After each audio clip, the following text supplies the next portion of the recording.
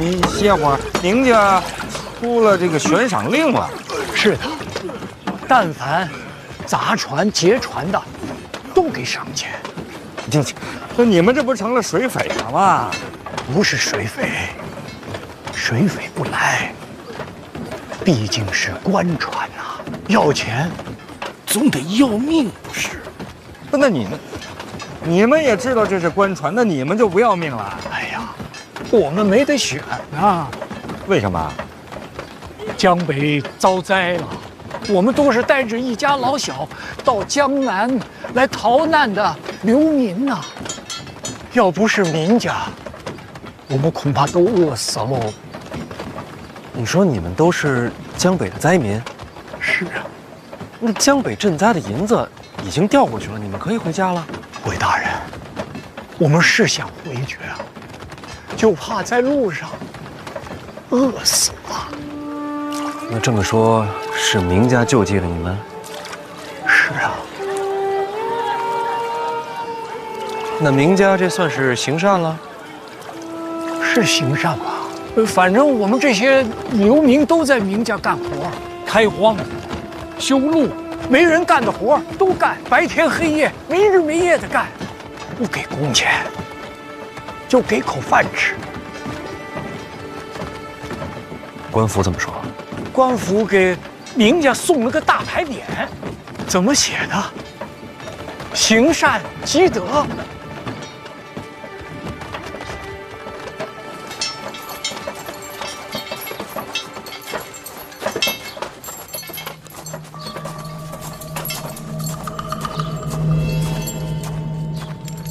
夏大当家，这灾民都上去了，咱们水寨是不是也得冲一波？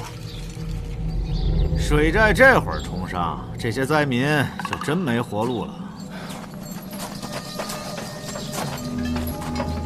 这都砸船了，这会儿必然死定了。哼，再看看范闲应的。大家都别急，人到了江南，就不差这一时半会儿。大爷，歇会儿，吃口饭。有饭吗，大爷？热馒头。歇会儿啊，先吃。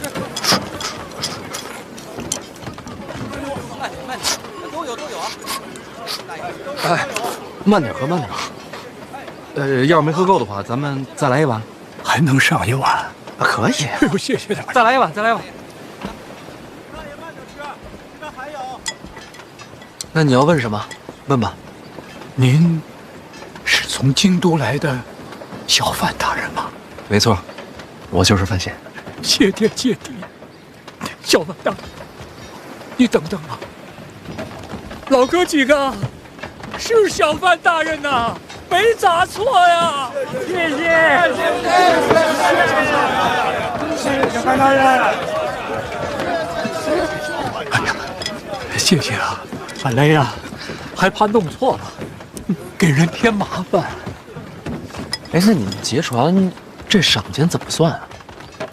岸上有人看着呢，只要砸船，就有赏钱。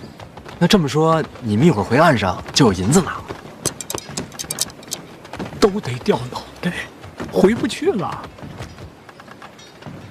你们知道自己要掉脑袋，你们还来？我们是劫官船，必死无疑呀。不是，那我就不明白了，你们不是要赏钱吗？这脑袋没了，要赏钱有什么用啊？这个你放心，家里有人收着呢，就希望他们平平安安的，多攒点钱呐。这要是回江北，不就有指望，有盼望了？那你们呢？你们不回去了？想回去，能回得去吗？还是让孩子换条生路吧，这样总比在路上拖累他们强吧？看你们这都活不下去了，为什么不鸣冤呢？啥？其实你们不用在这劫船啊，你们只要拦路鸣冤啊，这小范大人是不会不管的。哎呀，大人那是天灾，我们这儿也没什么冤呢。老人家，明家都跟你们逼成这样了，你们就一点都不觉得冤吗？哎呦，大人，可不能这么说，那是救命啊！没有明家，把这儿早就饿死了。那不说明家，你们都活不下去了，为何不去找官府啊？也不怪人家，我们又不是江南的，说什么也得护着自家人。仔细想想也没错，是吧？让您这么一说呀，我都觉得这谁都没错了。这是天灾，有什么错呀？啊，小范大人，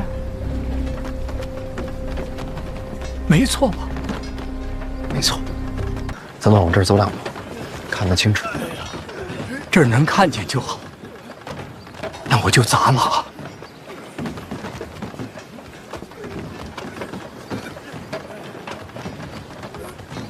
哎，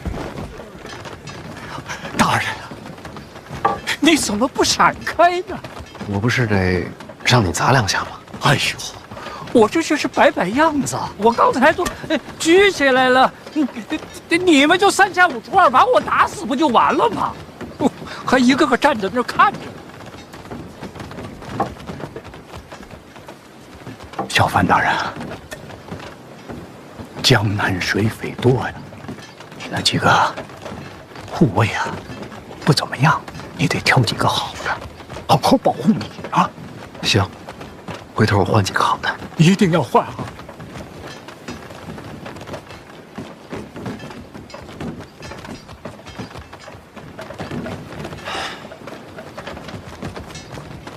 那我就再砸一次，记住，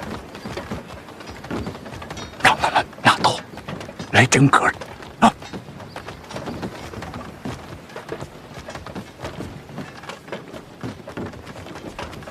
要不，咱们再喝一碗？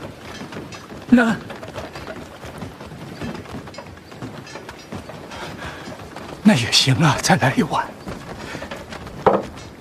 哎呀，谢谢。哎，谢谢。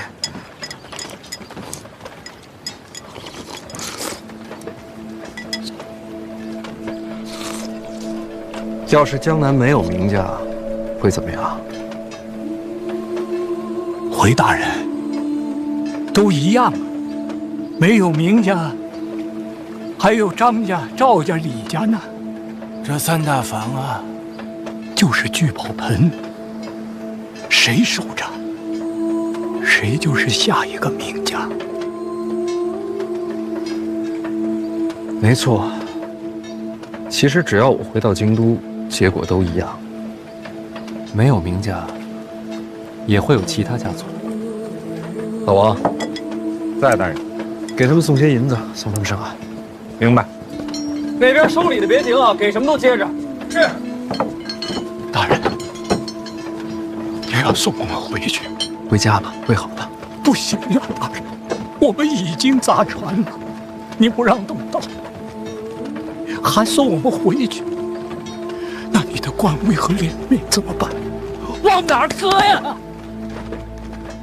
做官的脸面是你们。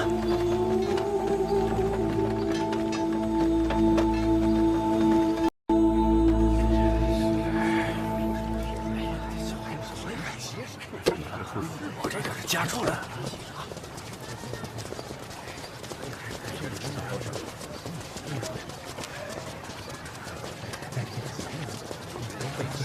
罗兄，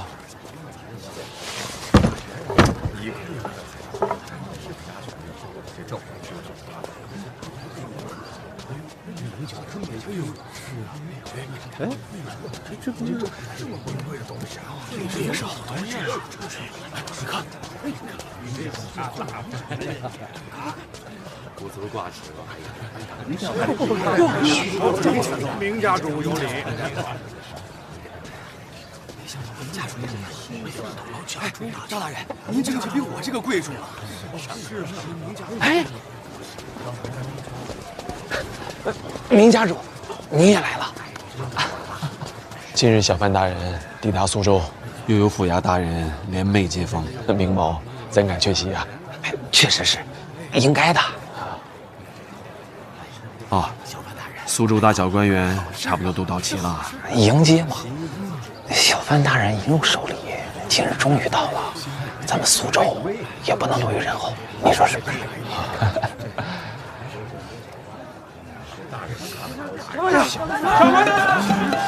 没有本事也敢来凑热闹啊！这个刁民胆子越来越大了。小范大人，小范大人下船没？下来！就是那艘，这就是小范大人的船。下来呀！小范大人，哎，对不起，小范大人。小范大人，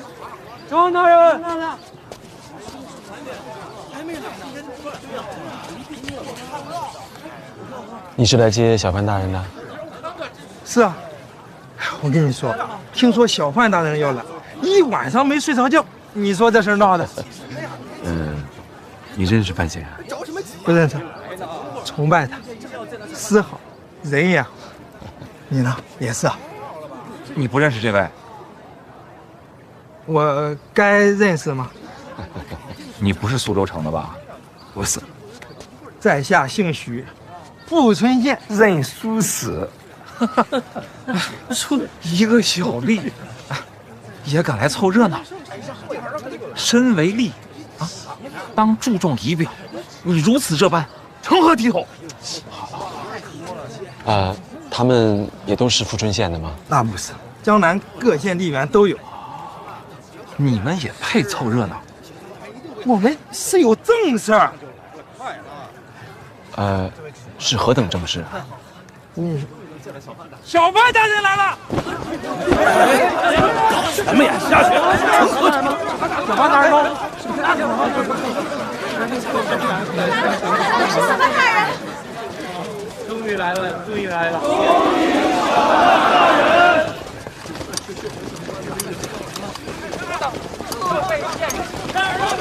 让一下，来，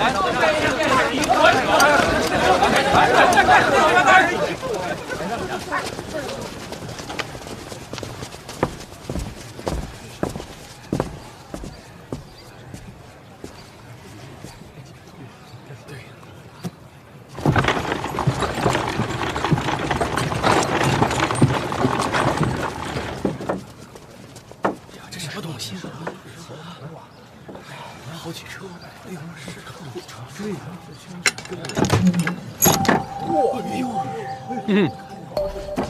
这一箱都是珠宝。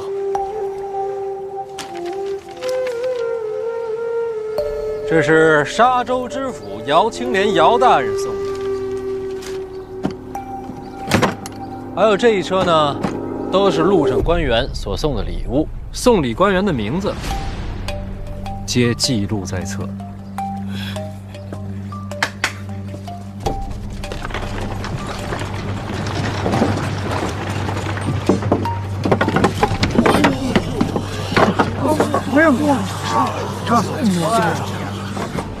这一车是我从京都带来的，138880两整。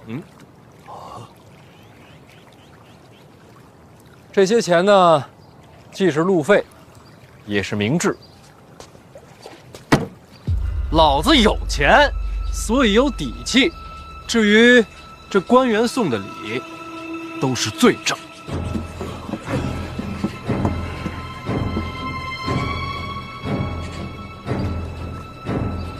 本来想着回了京都，按名册上的名字一个一个参下去，但后来南下路上呢，我瞧见这事儿，我也不明白为什么你们就看不见。我看见这些事儿之后呢，想法变了。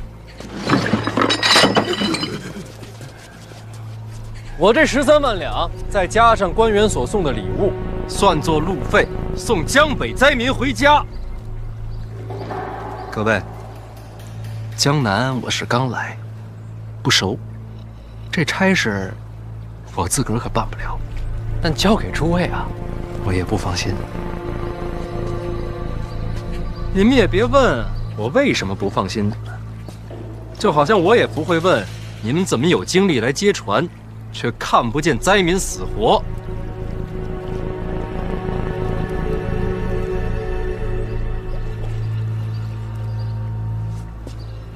咱们呀，彼此之间都留点脸面。既然不放心诸位大人，范某就只能越俎代庖，换了条门路，把这事儿给办了。各县吏员何在？在哪？不出现，殊死在此，应邀前来。参见小范大人，我家知县向您问好。你家知县是哪位啊？我家知县正是杨万里杨大人，也是大人您的学生。杨万里已经是知县了，刚到任不久，知县托我向你转告，大人教诲，好好做人，好好做官，他一直未忘。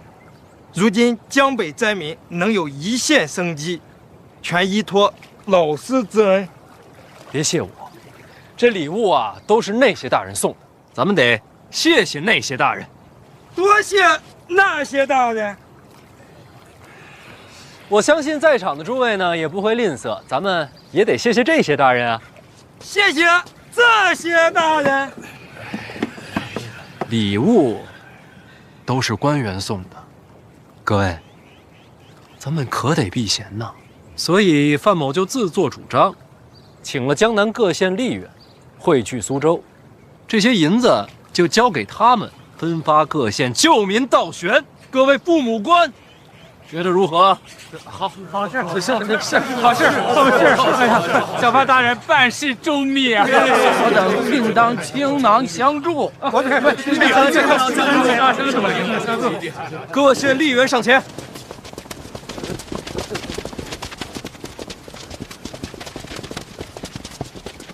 各位，吏者非官，你们多多少少离百姓更近一些。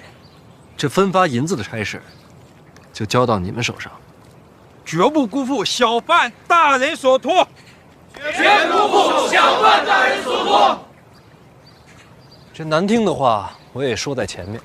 各位，要是有爱财的、手不干净的，都给我忍一忍。也不妨问问自己，能不能躲过监察院的盘查？贵姓？不敢，小的姓徐。啊，我叫人准备了账册，但你们才是当地吏员，以各县实际情况办事。大人放心，一定完成。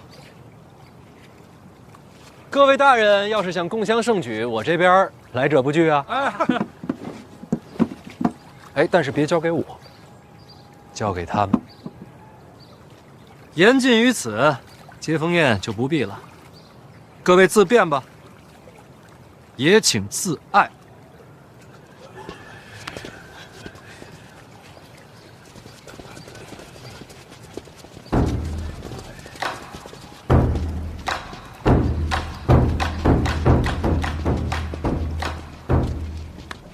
明家家主明清达，恭迎小范大人。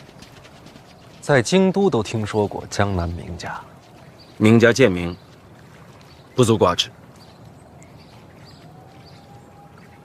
大人稍后。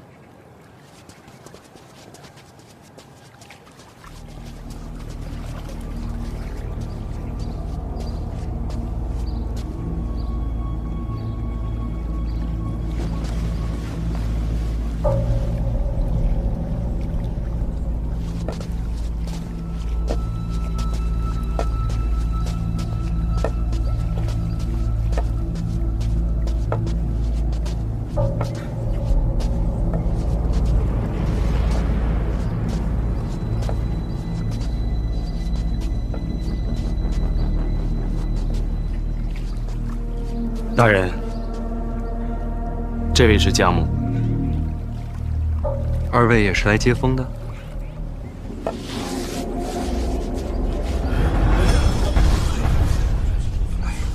江南名家向小范大人请罪。何罪之有啊？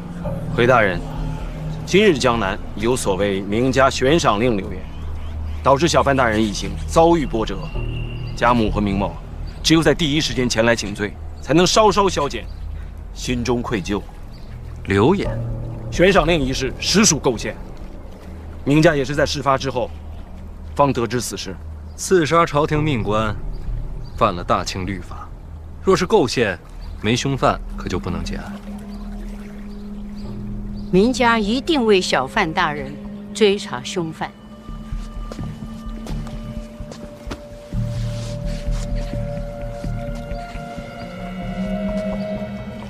总得有个时限。就是今日。若大人肯赏面登门，天黑之前，定给大人一个交代。那说定了。明家上下恭候小范大人。我很期待今天的交代，不会让大人失望的。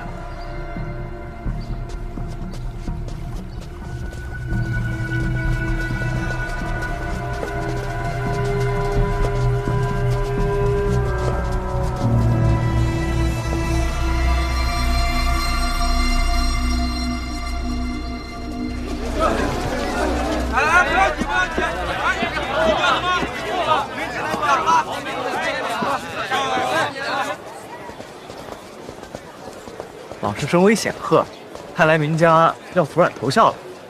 万事不可随口断言，走着瞧吧。哎，什么好东西？哎，啊，街上买东西是要给钱的。啊，拿着自个儿玩去。哎，真好。万里也能帮上老师了，不是帮我，是帮灾民。是，老师说的对，我就是有些感慨。万里如今已经走到我前面了。你也可以救人，重要的不是身份，而是如何做人。谨受老师教诲，学生绝不敢忘。就是学生还有点疑问。你说，老师不信官员，所以安排那些小吏礼账册分银钱。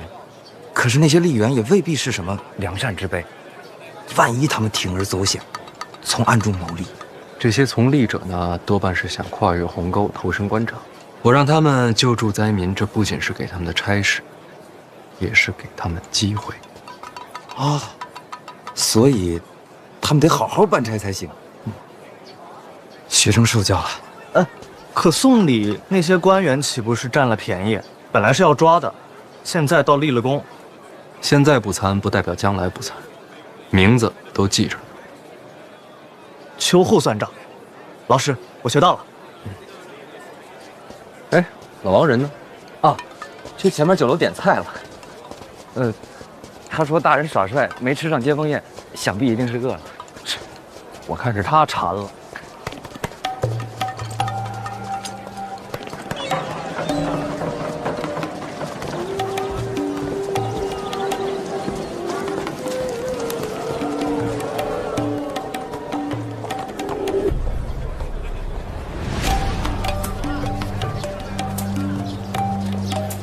哎呀，这银子给够了，这2楼啊就清场了。来，尝尝这酸了。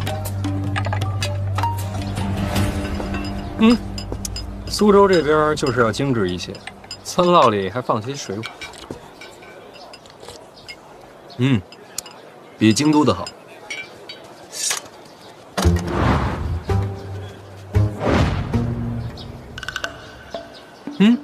今儿来找我的高手还真不少。啊，是吗？在哪儿呢？你看啊，那个，这边，这一位，都是。老师，此言何解？那边那2位是用剑的，这个呢，扁担里怕是藏了杆大枪。这一位，看着没带兵器，走的是拳法的路数，起码都得有8品。这么多高手啊，还真没见过。哎呀，殿下可以呀，还真是临危不惧，颇有胆气呀。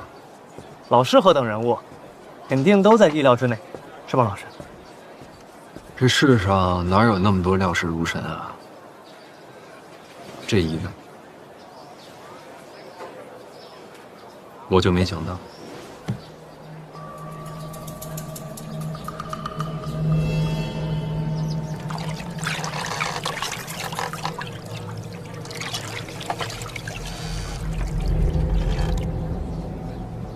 这位可是九品呐，而且是九品里数一数二的高人。这江南怎么会有这样的人？他这不是在钓鱼，这是剑术，是剑的。这天底下也没几位，那这位是？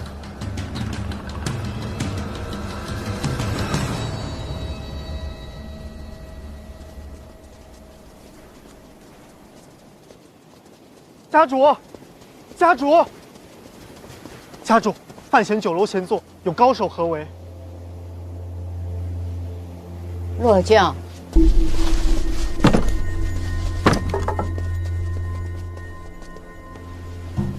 母亲，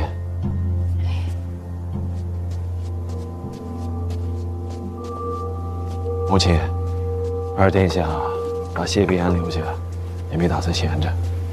谢必安不说，咱们就当不知道。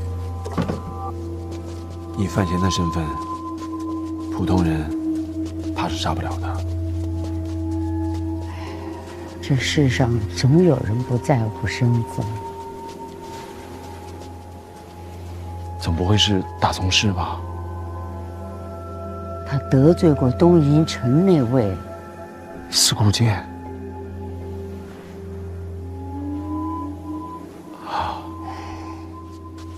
如果真的是杀了，今天就白准备了。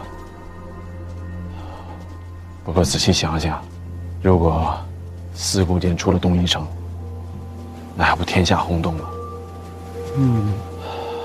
八成啊，是他的弟子，不知道是哪一位啊？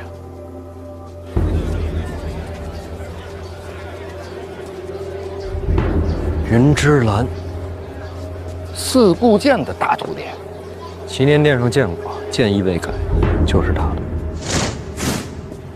那这云芝兰可是不好对付。大人，您给我透个底儿啊！一直守护着您的那位高人，他在吧？哪儿还有什么高人啊？身边只有黑旗了。黑旗可不顶用啊！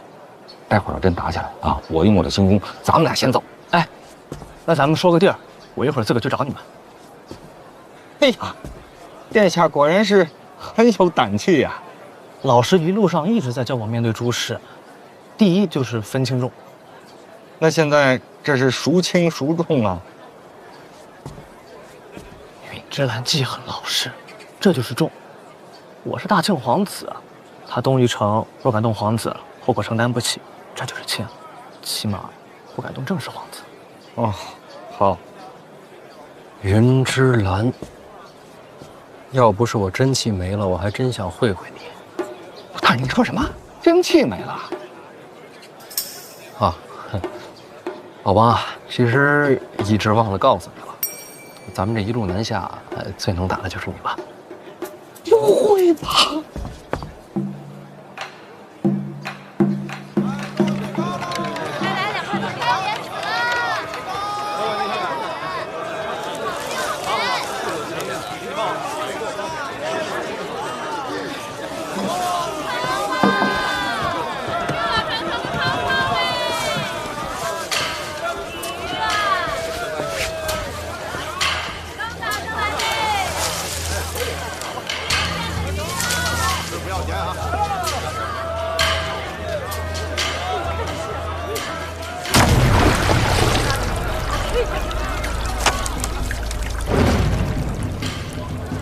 鱼没上钩，收什么竿啊？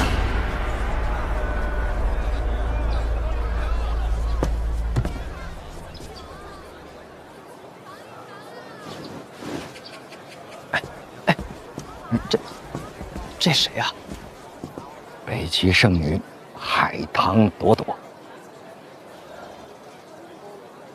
怪不得老师不带师娘来江南。哦，说错了，老师肯定问心无愧。您这嘴啊，还是要学学分轻重啊。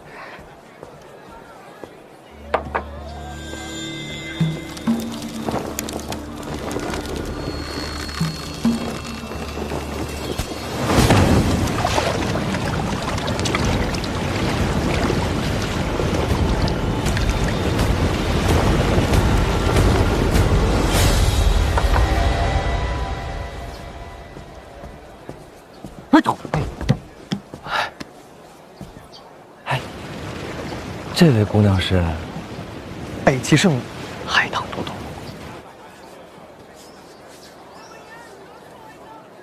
伸个脑袋跟那看什么呢？啊，我看这江南好风光啊！我先跟你们说清楚啊，这事儿跟我没关系。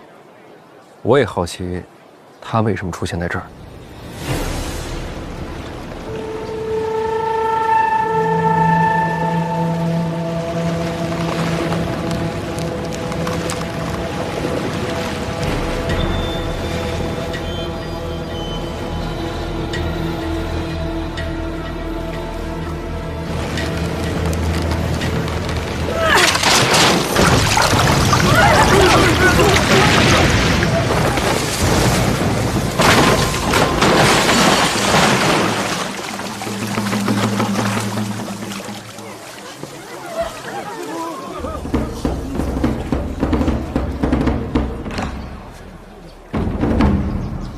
要不我陪你鱼竿？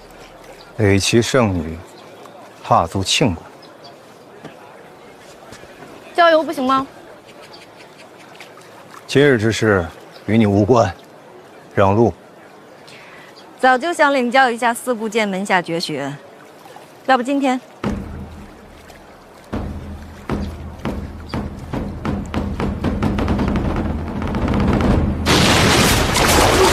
影子大人。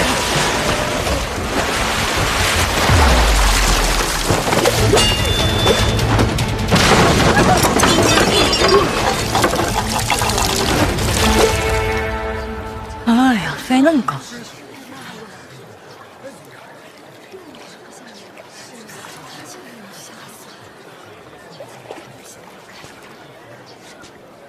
九品以下都散了吧。散了，散了。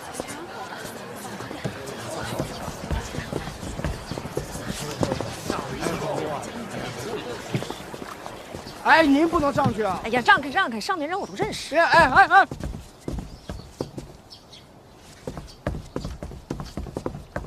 哎，自己人啊！姑娘请，我来蹭个饭行吗？请坐。这两位是？我们是小范大人的门生。哦，坐。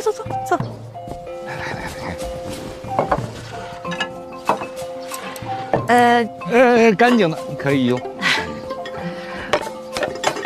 这菜看着挺精致，味儿也还行，量小了点儿。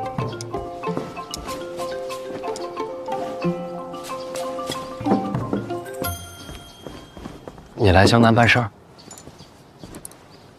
不是你让我来的吗？这话怎么说啊？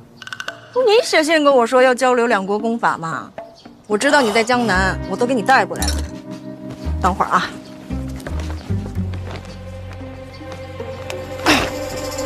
给你。天一道心法，这不是北齐苦河的不传之秘吗？我确实给你写过信，想要交流功法，但我没想到你能亲自送到江南来。这么去，回头我也送你一本。送我什么呀？我的霸道真气啊！干嘛？那不说好的交流吗？有来有回。行。哎，这真是多谢你了啊！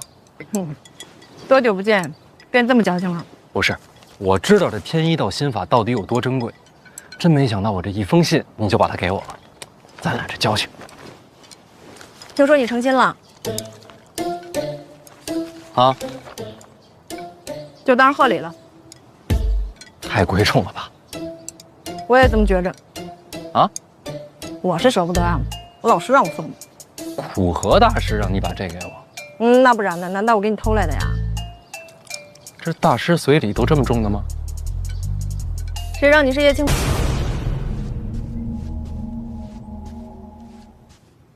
李承泽，这是要把我们往死路上逼啊！这就是你要说的？家中定有人暗投李承泽，不然悬赏令是发不下去的。谁是家主？我族中生变，家主难辞其咎，我该受罚。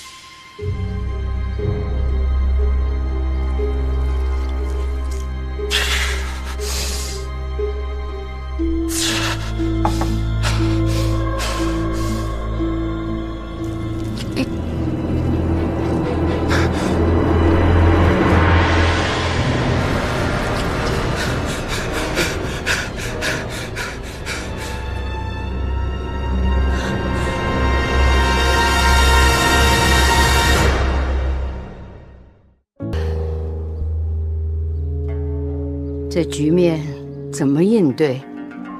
我会彻查，定把叛族之人抓出来。范闲才是关键。到这一步，没得选了，也只能跟李承泽和李云瑞站在一块儿了。三大房绝对不能交出去。不能交给谁？不能交给范闲，也不能交给李云瑞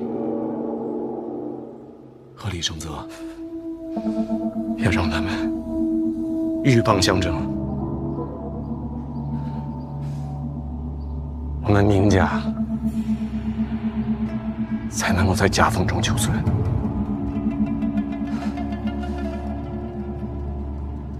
要把三大房牢牢地抓在手里。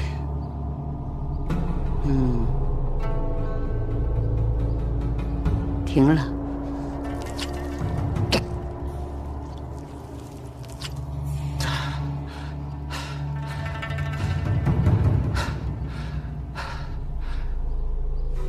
谢母亲恩典，把针给我。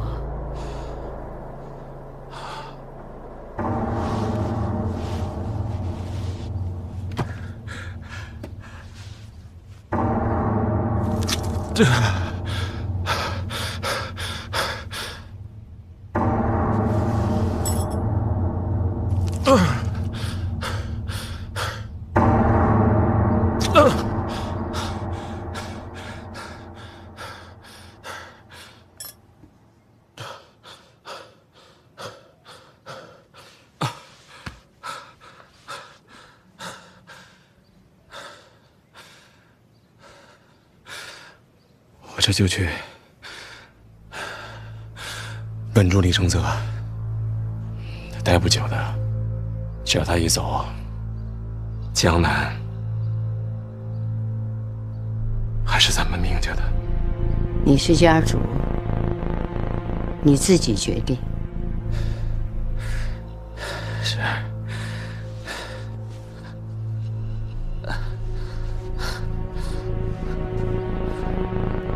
母亲午睡，孩儿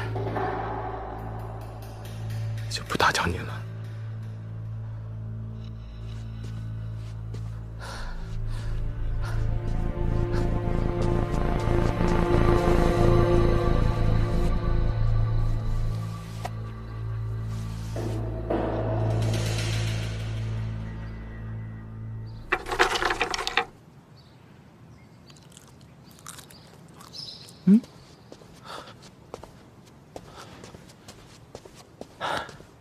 让殿下久等了。您家真是手眼通天，连给宫里的贡品都能吃上，就是这规矩学的欠点火候。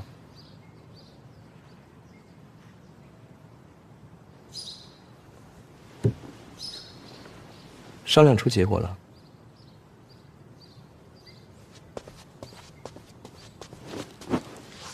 明家上下是与殿下共进退。没人了。家母的确已经午睡了，起来吧。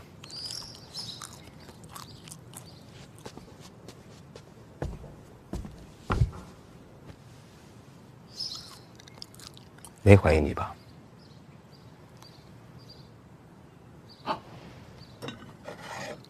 暂时还没有，不过他让我彻查家族，看是谁暗中投效了殿下。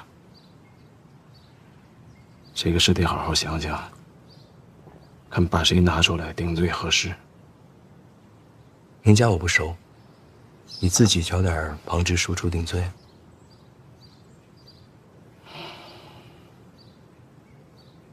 他们的不够，要定罪，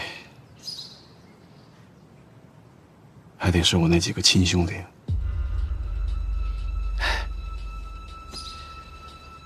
人非草木，孰能无情啊！想想，要把我那几个骨肉同胞亲手送上死路，心中多少有些唏嘘啊。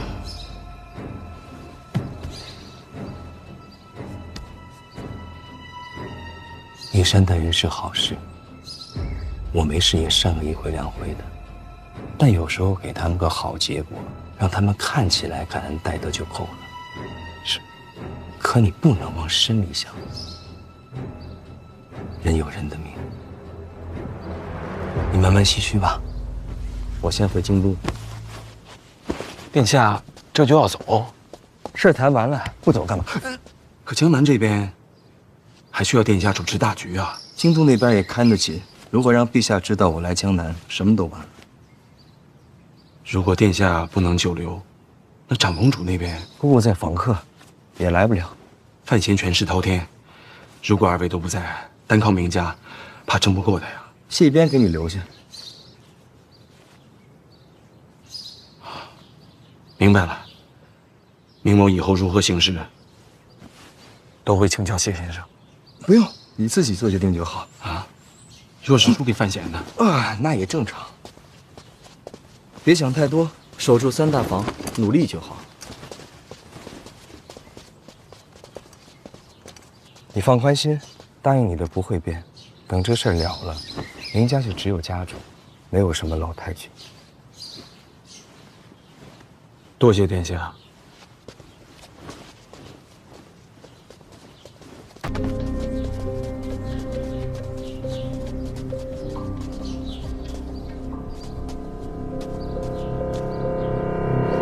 想要夺权，还是要他死？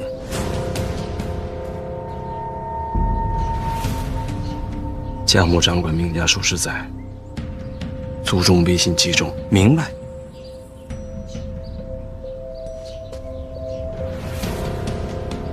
想不想亲自动手？母子连心，最好不要。讲究。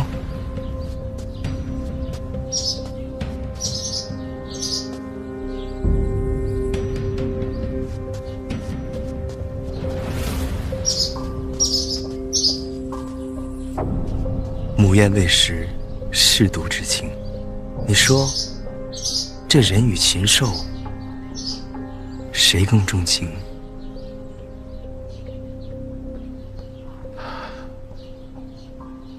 我更喜欢禽兽。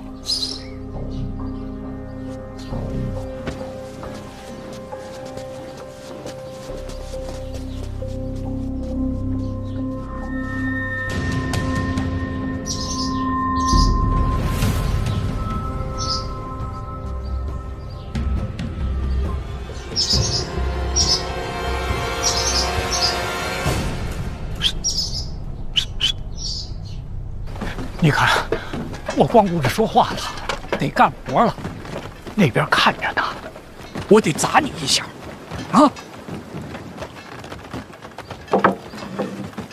行，就砸我。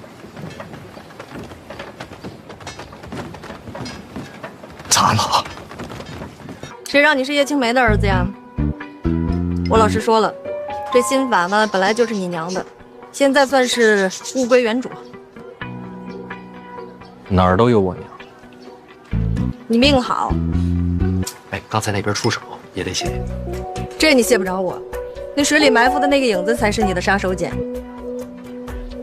哎，你是不是早知道那云之兰要来啊？别说云之兰了，连影子在江南我都不知道。你不知道？那太奇怪了。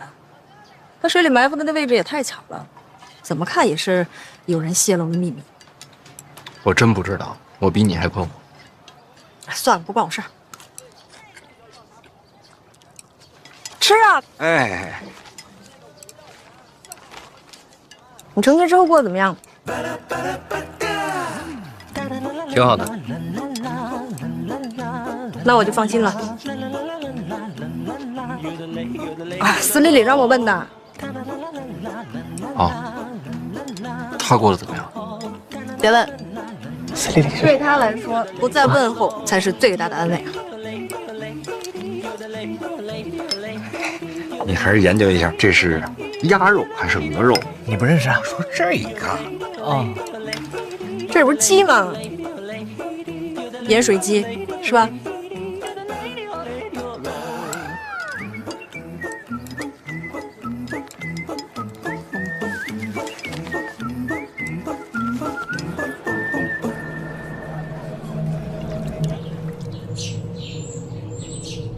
好了好了，跑慢点，跑慢点，别摔着了啊！别跑了啊！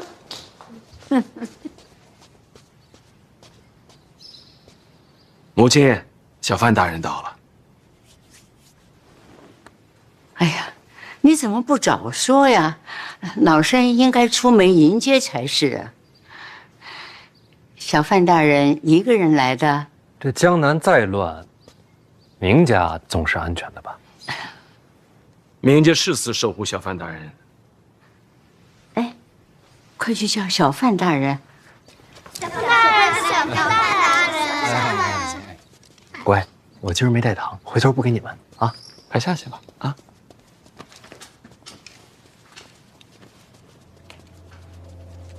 母亲，您这儿还没完事儿呢。啊，再磕2个头就礼成了。大人请坐，我先陪大人聊会儿。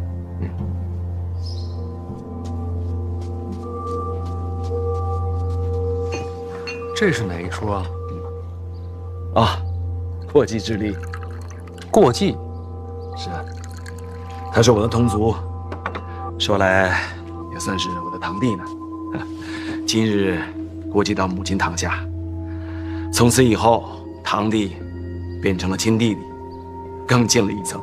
他也算是幸运啊，有小范大人管理，说出去啊，光宗耀祖啊。请用茶。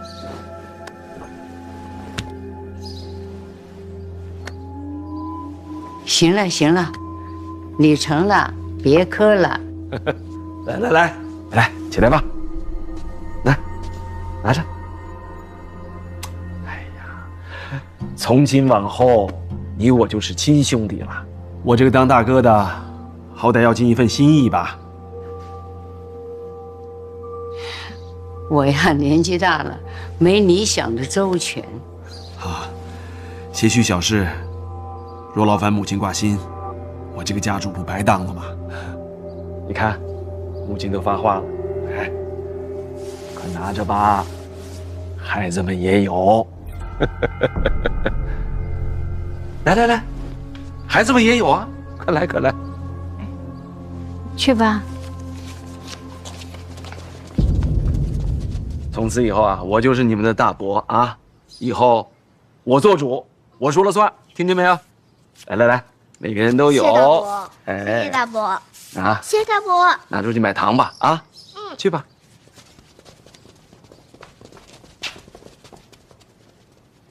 母亲，家事已了，该正事了。你是家主，你决定就是。小范大人，请上座。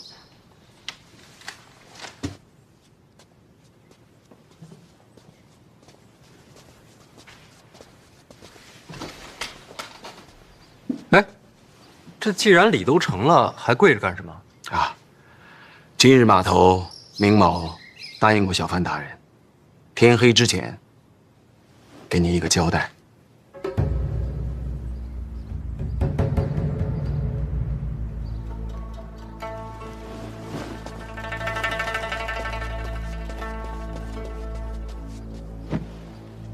大人，此人正是那个利欲熏心、私发悬赏令的凶犯。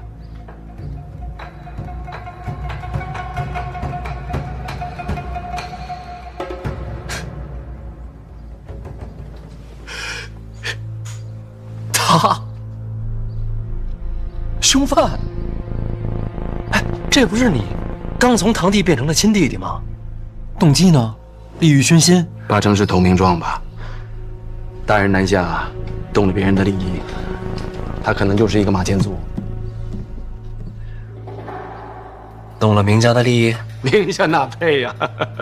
大人，三大房隶属皇室，我们明家也就是一个帮忙当差的。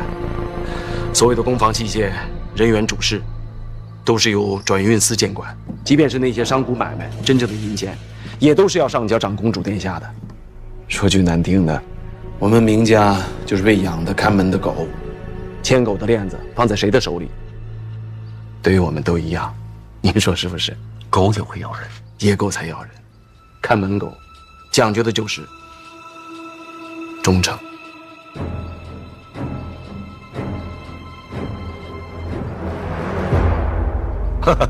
这样吧，大人，明某今日替明家表个态。大人奉旨南下，名正言顺，明家当全力促成大人收复三大房。家主的话，就是明家的话。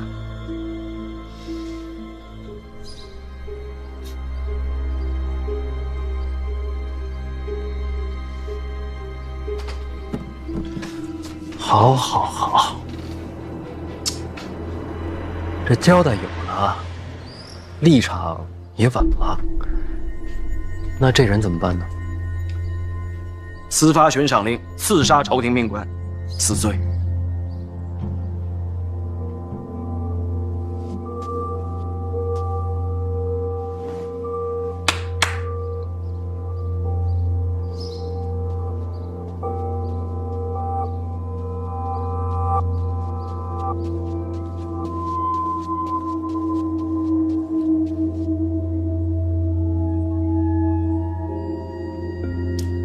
小范大人，明家绝不徇私，就请大人对凶犯明正典刑。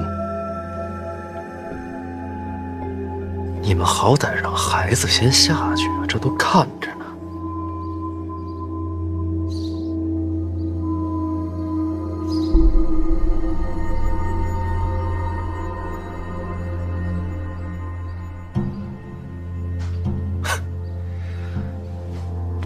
既然是凶犯，又何必要过继呢？他虽死罪，孩子毕竟无辜。过继我门下，他走了之后，这些孩子我都会当亲孙子孙女儿养着，他就不会死不瞑目。母亲宽厚仁慈，我若是他，定会瞑目的。小范大人，请吧。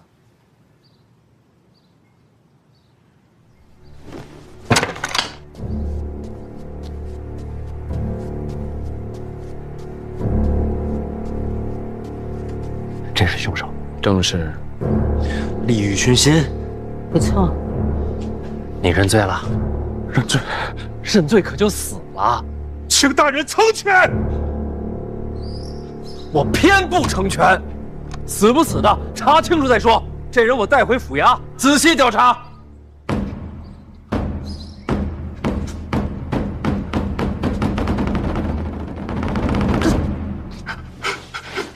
哥，能不能让孩子先下去？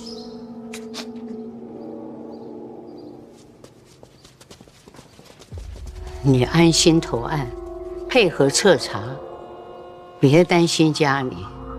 孩子们我替你照顾，绝无意外。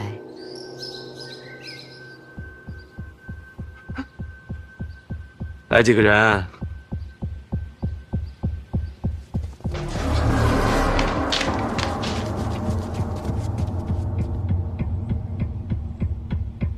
押送府衙。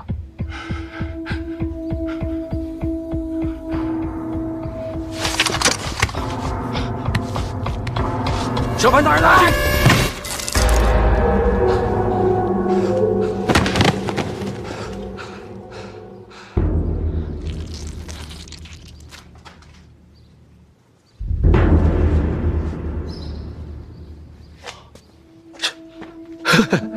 原来是畏罪自尽呐！大人，你没事吧？没有溅到您身上血吧？血都让你挡着了，我见什么呀？啊？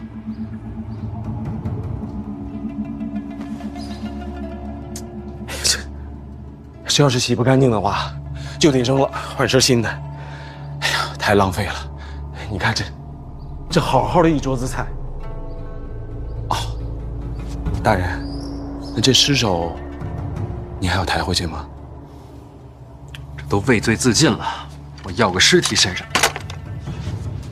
如果这样的话，那就把我这个亲弟弟的尸体抬出去安葬，宁某去就回。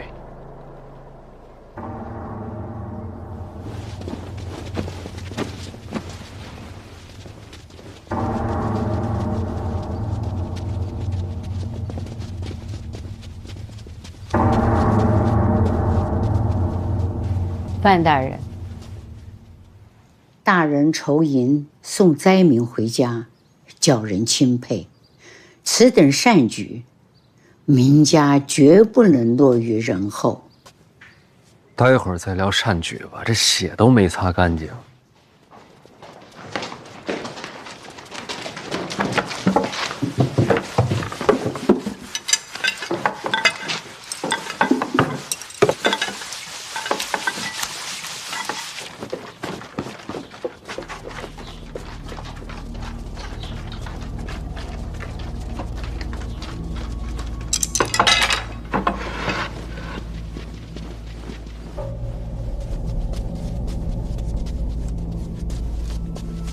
诸位乡亲，该说的也都说了。明家行善，刻不容缓。大家都干了吧，干了吧。家主，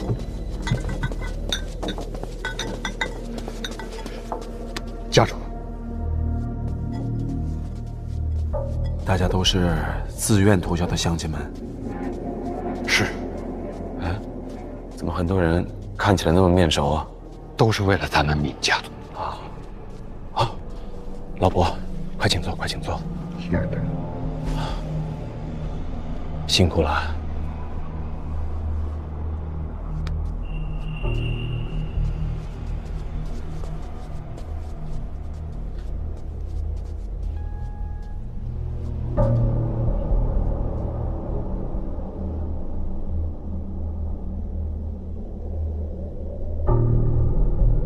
明兴达替明家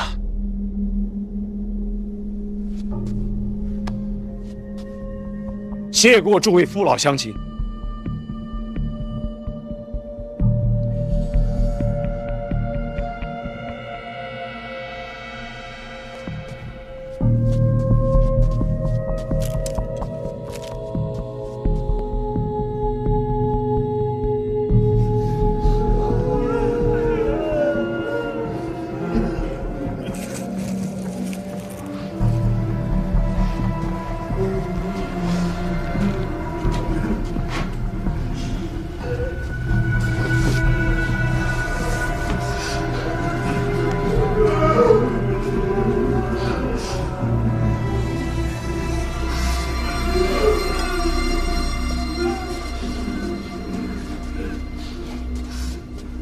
人无信不立。诸位乡亲，我明家说话是算话的。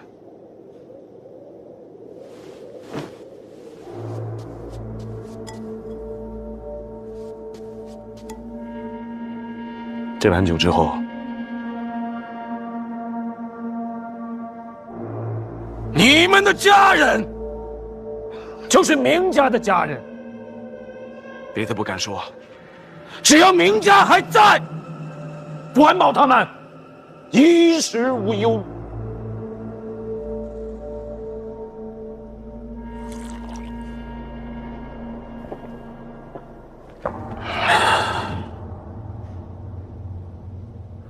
乡亲们。